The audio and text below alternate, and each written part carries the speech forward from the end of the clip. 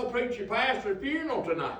And they snickered a little bit. I said, yeah, I'm going to preach your pastor's funeral tonight. I said, we're going to pretend like your pastor had a massive heart attack and died while he's on vacation.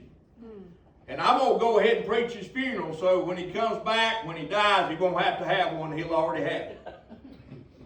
So I preached that Sunday morning on what's the church worth to you, and they just sit there and stared at me. That Sunday night I came back, I said, just imagine, your pastor's spread out here in front of you tonight. He's been faithful. He got you out in the other building. When you had to sell the other building, he got you in this building, built this building, poured his life into it, poured his life into you, poured his life into your sorry youngins that won't come to church no more, poured his life into your grand-youngins that won't come to church no more, and now here he is all spread out. What are you going to say when you walk by? Are you going to be to walk by and say, I tried to be the best church member I could be? Or will you say, well, I wish I had done this, or I wish I had done that?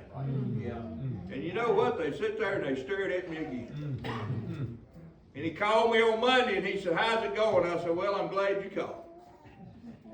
I said, brother, I hate to tell you this. Your church is dead. It just ain't fell over yet. He said, I know. You say he knows. I said, well, you know it. I said, what are you going to do about it? He said, well, I can't, they can't budge it. Yeah, I can't budge them. I said, well, you got two choices. You can either build a new church on top of the one you got. I said, or you can go somewhere where God can give you your joy back and you can start serving him again. I said, because I've watched your joy go away in these 5 years. And I don't know about y'all, but I ain't too interested in being no hospice doctor. Amen. Preach, preacher. Right.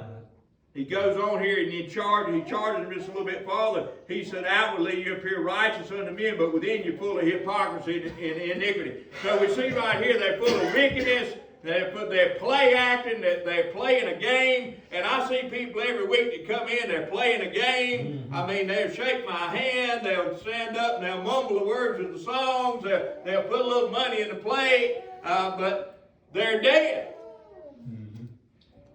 They playing a part. They have played it so long now that even they believe it. You say, well, what's that got to do with Cracker Barrel? Well, Cracker Barrel caused quite a stir when they changed the logo. They took on, I didn't even know the guy had a name. Uncle Herschel was on the sign. And all that, so many people got upset about it that they sold